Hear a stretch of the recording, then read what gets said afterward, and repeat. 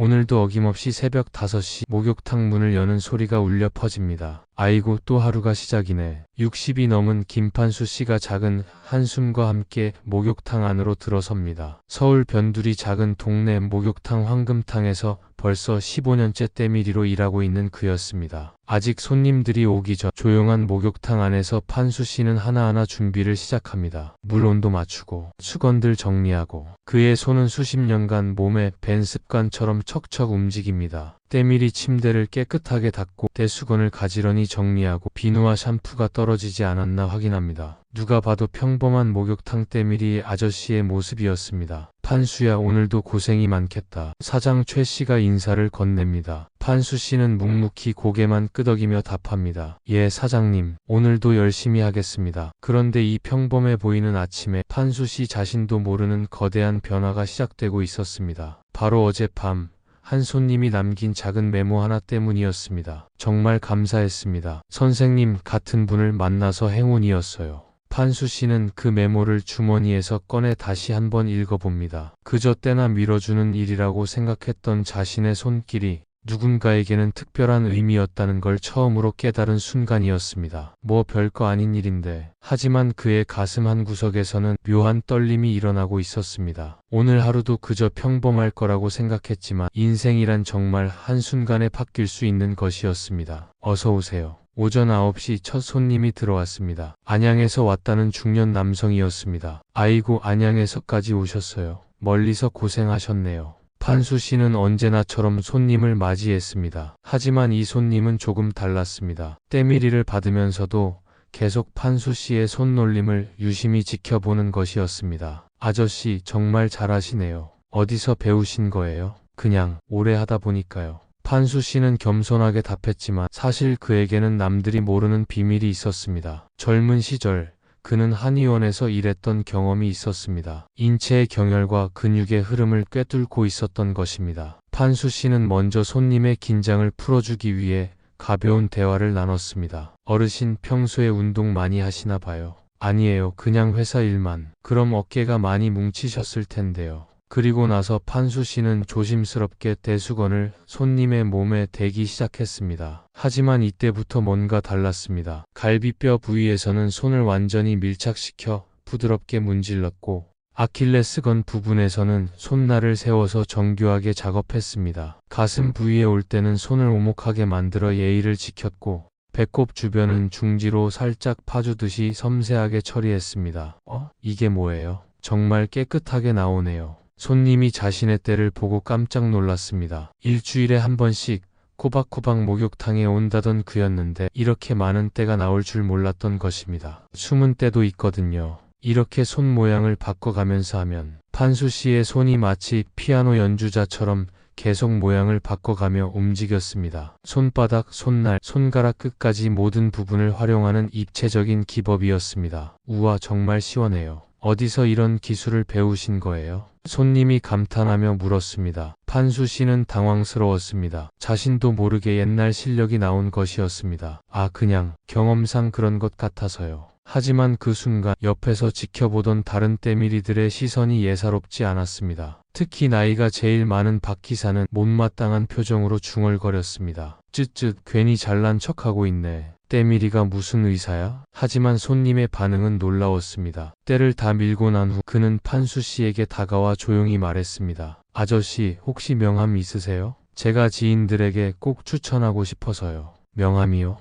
저는 그냥 여기서 일하는 사람이라. 그럼 성함이라도 알 수 있을까요? 김판수입니다. 그 손님은 휴대폰을 꺼내 뭔가를 적더니 인사를 하고 나갔습니다. 판수 씨는 그저 평범한 일상의 한 장면이라고 생각했습니다. 하지만 그 손님이 밖으로 나가자마자 누군가에게 전화를 거는 모습이 목욕탕 창문 너머로 보였습니다. 여보세요? 정말 대단한 분을 만났어요. 그로부터 사흘 후 목욕탕에 이상한 일들이 벌어지기 시작했습니다. 판수야, 너 때문에 난리가 났어. 사장 최 씨가 심각한 표정으로 판수 씨를 불렀습니다. 무슨 일이에요, 사장님? 다른 때밀이들이 항의를 했어. 너 혼자만 손님들한테 특별한 서비스를 한다고 말이야. 판수 씨는 어리둥절했습니다. 자신은 그저 평소처럼 일했을 뿐인데 갑자기 무슨 특별한 서비스라는 건지 이해할 수 없었습니다. 저는 아무것도 특별하게 한 게 없는데요. 그런데 손님들이 자꾸 너만 찾는단 말이야. 다른 기사들은 뭐가 되는 거야? 박 기사가 뒤에서 끼어들었습니다. 김 기사, 우리는 똑같이 일하는 건데 왜 손님들이 자꾸 당신만 찾아요? 뭔가 특별한 걸 하는 거 아니에요. 저는 정말 평소와 똑같이, 아니에요. 분명히 뭔가 다른 걸 하고 있어요. 손님들한테 무슨 말을 하는 거예요? 다른 때밀이들도 하나둘 모여들기 시작했습니다. 분위기가 점점 험악해졌습니다. 김 기사, 솔직히 말해요. 당신 예전에 다른 일 했죠? 그건. 판수 씨는 대답을 망설였습니다. 자신의 과거를 말하면 더 큰 문제가 될 것 같았습니다. 역시 그렇군요. 뭔가 숨기고 있었어. 결국 사장은 어쩔 수 없다는 듯 말했습니다. 판수야, 미안하지만 당분간 쉬어야겠어. 다른 기사들이 너무 불만이 많아서. 사장님, 그런데 저는 정말. 알겠지만 업장 분위기가 이래서는 안 되잖아. 며칠만 쉬고 다시 얘기하자. 판수 씨는 갑작스러운 상황에 당황스러웠습니다. 15년간 한 번도 문제없이 일해왔는데 갑자기 쉬라니. 더욱 속상한 건 자신이 뭘 잘못했는지도 모르겠다는 것이었습니다. 집에서 나흘째 지내던 어느 날 오후 판수 씨의 휴대폰이 울렸습니다. 여보세요? 김판수 선생님이십니까? 정중한 목소리였습니다. 하지만 선생님이라는 호칭이 어색했습니다. 네, 맞는데요. 누구세요? 저는 대한호텔 스파센터 김용훈 부장입니다. 혹시 시간 되시면 한번 뵙고 싶은데요. 대한호텔이요? 제가 왜요? 며칠 전에 저희 호텔 고객 한 분이 선생님을 강력히 추천하셨어요. 안양에서 오신 박 회장님이신데요. 그제야 판수 씨는 그날의 손님을 떠올렸습니다. 안양에서 왔다던 그 중년 남성 말입니다. 아, 그분이요? 네, 박 회장님이 선생님의 실력을 극찬하시면서 저희 호텔에서 꼭 모셔야 한다고 하셨어요. 판수 씨는 믿기지 않았습니다. 자신 같은 동네 목욕탕 때밀이를 대한호텔에서 부른다니요. 죄송한데 저는 그냥 작은 목욕탕에서 일하는 사람이에요. 그래서 더욱 뵙고 싶습니다. 내일 오후 2시에 저희 호텔로 오실 수 있으신가요? 다음 날 판수 씨는 생전 처음 대한호텔에 발을 들였습니다. 번쩍번쩍한 로비와 정장 차림의 사람들 사이에서 그는 위축될 수밖에 없었습니다. 김판수 선생님이시죠? 김용훈 부장이 나타났습니다. 중년의 단정한 인상이었습니다. 네, 맞습니다. 이쪽으로 오세요. 스파센터는 판수 씨가 상상했던 것보다 훨씬 컸습니다. 고급스러운 시설들이 즐비했습니다. 박 회장님이 선생님에 대해 말씀하시는 걸 들어보니 정말 특별한 분이신 것 같아요. 저는 그냥 겸손하실 필요 없어요. 박 회장님은 까다로우시기로 유명한 분인데 선생님을 그렇게 극찬하시다니 정말 대단하신 거예요. 김 부장이 한 장의 서류를 내밀었습니다. 이게 저희가 제안하는 조건입니다. 판수 씨는 서류를 받아들었습니다. 그런데 거기 적힌 숫자를 보고 깜짝 놀랐습니다.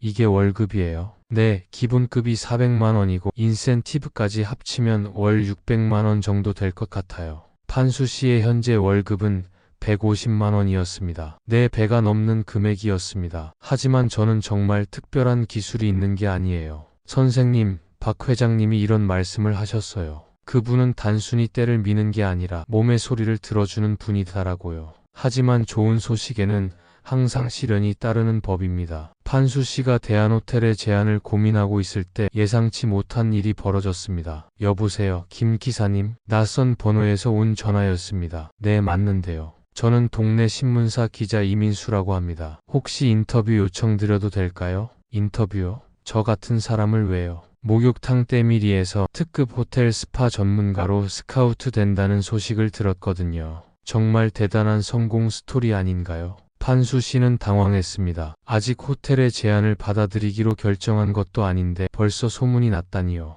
아, 저는 아직 아무것도 정하지. 괜찮습니다. 간단한 인터뷰만요. 며칠 후 동네 신문에 작은 기사가 실렸습니다. 동네 목욕탕 때밀이 특급 호텔 러브콜. 제목만 봐도 자극적이었습니다. 그리고 그 기사를 본 황금탕의 다른 때밀이들과 사장의 반응은 예상보다 훨씬 격했습니다. 이게 뭐야? 김 기사가 우리를 속이고 있었네. 박 기사가 화를 내며 소리쳤습니다. 역시 뭔가 숨기고 있었어. 혼자서 손님들 빼돌리려고 그런 거였구나. 아니에요. 저는 정말 판수 씨가 해명하려 했지만 이미 분위기는 돌이킬 수 없을 지경이었습니다. 사장 최 씨도 심각한 표정이었습니다. 판수야, 이거 너무 심하잖아. 우리 가게에서 일하면서 다른 곳과 몰래 접촉하고 있었다고? 사장님, 저는 그런 게 아니에요. 그냥 손님 한 분이 추천해 주신 것뿐이고. 그런데 왜 우리한테는 말 안 했어? 우리가 믿고 맡겼는데. 더 큰 문제는 따로 있었습니다. 같은 동네에 다른 목욕탕 사장들까지 나서기 시작한 것입니다. 최 사장,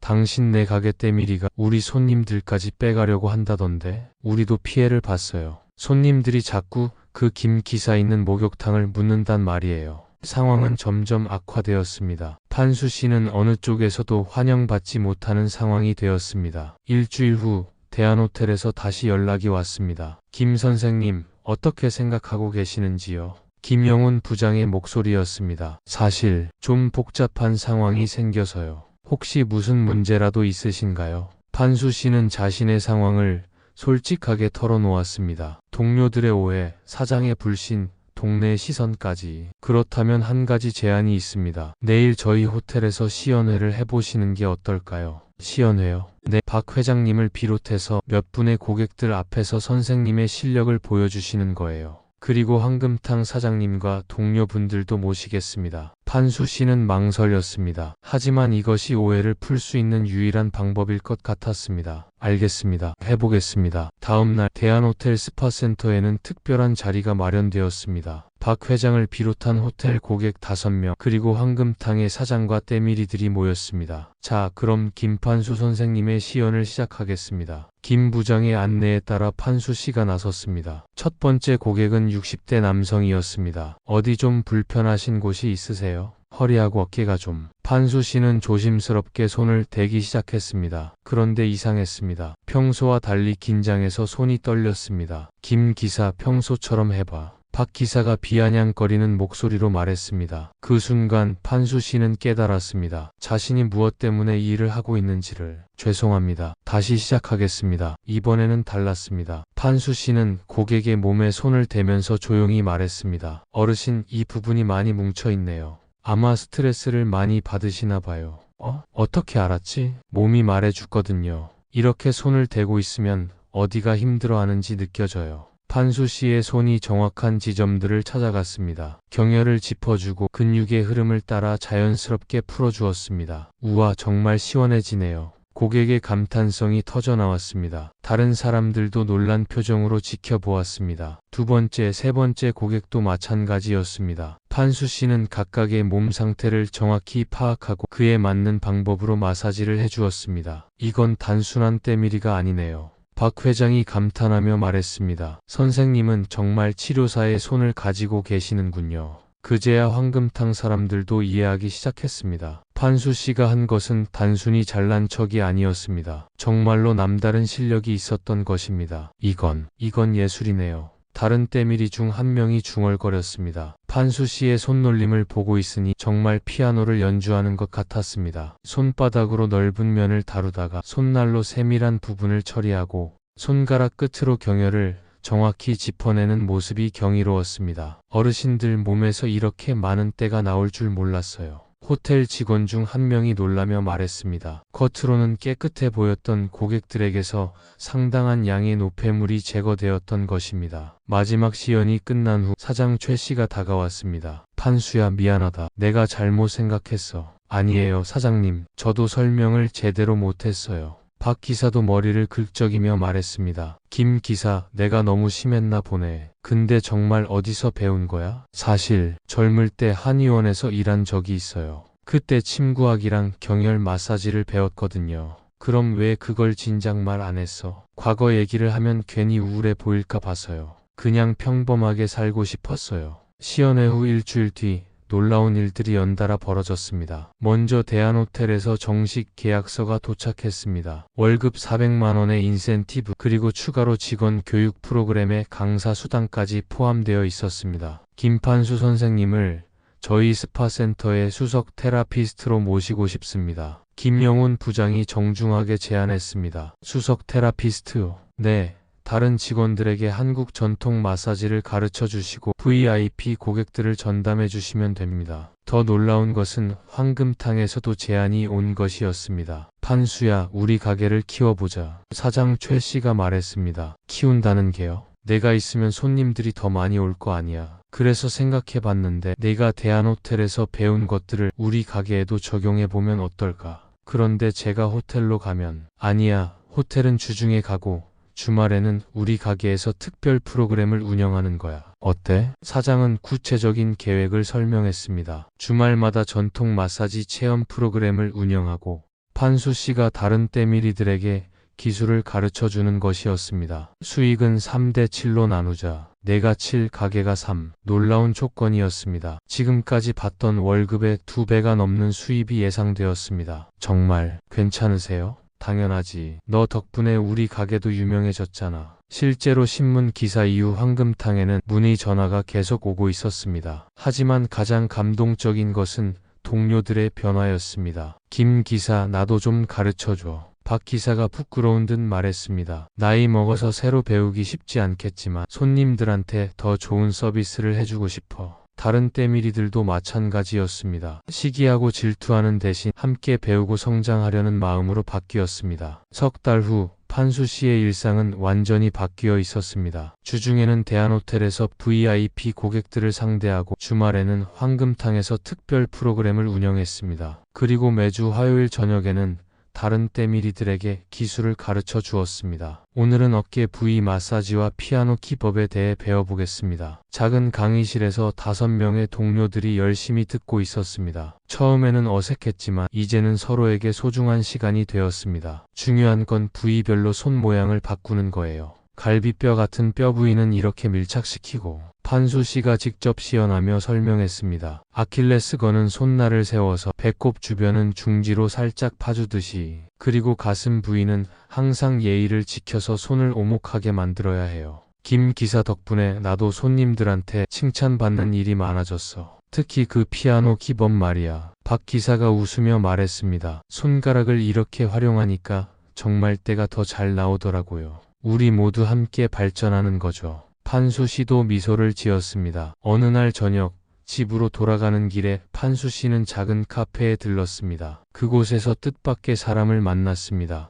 선생님. 처음 자신을 대한호텔에 추천해준 박 회장이었습니다. 아, 회장님, 반갑습니다. 어떻게 지내세요? 호텔에서 잘 적응하고 계신다고 들었어요. 네, 정말 감사합니다. 회장님 덕분에 제 인생이 바뀌었어요. 박 회장은 따뜻한 미소를 지었습니다. 아니에요. 저는 그냥 좋은 분을 알아봤을 뿐이에요. 선생님의 실력과 마음씨가 이런 결과를 만든 거죠. 그런데 회장님은 어떻게 저를 그렇게 확신하셨어요? 박 회장은 잠시 생각하더니 조용히 말했습니다. 사실 저도 젊은 시절 어려운 시기가 있었어요. 그때 한 분이 저를 도와주셨는데 그분도 선생님처럼 자신의 실력을 숨기고 겸손하게 살아가시는 분이었거든요. 그분 덕분에 지금의 제가 있어요. 그래서 선생님을 보는 순간 그분이 생각났어요. 이분도 누군가를 도울 수 있는 특별한 능력이 있구나 하고요. 박 회장이 가방에서 작은 것을 꺼냈습니다. 낡은 나무로 만든 작은 모래시계였습니다. 이걸 선생님께 드리고 싶어요. 이게 뭐예요? 제가 어려울 때 도와주신 그분이 주신 거예요. 시간은 모든 사람에게 공평하지만 그 시간을 어떻게 쓰느냐는 각자의 선택이라고 하시면서요. 판수 씨는 그 작은 모래시계를 받아들었습니다. 손바닥 안에서 모래가 천천히 떨어지는 모습이 신기했습니다. 이제 선생님이 누군가에게 도움을 주는 시간이에요. 그리고 언젠가는 선생님도 이 모래시계를 다른 누군가에게 전해주시겠죠. 그날 밤 집에 돌아온 판수 씨는 그 모래시계를 책상 위에 놓고 오랫동안 바라보았습니다. 자신이 받은 사랑과 기회들을 생각해보니 정말 많은 사람들의 도움이 있었습니다. 안양에서 온 그 손님, 대한호텔의 김 부장, 마음을 바꾼 동료들, 그리고 새로운 기회를 준 사장까지. 나도 이제 누군가에게 도움이 되는 사람이 되어야겠구나. 판수 씨는 마음속으로 다짐했습니다. 그로부터 한 달 후 판수 씨는 새로운 계획을 실행에 옮겼습니다. 매주 일요일 오후 혼자 사는 어르신들을 위한 무료 마사지 봉사를 시작한 것입니다. 할아버지, 어디가 아프세요? 아이고, 이 어깨가 너무 뻐근해서. 동네 경로당에서 만난 70대 할아버지였습니다. 판수 씨는 정성스럽게 어깨를 풀어드렸습니다. 아이고 시원하다.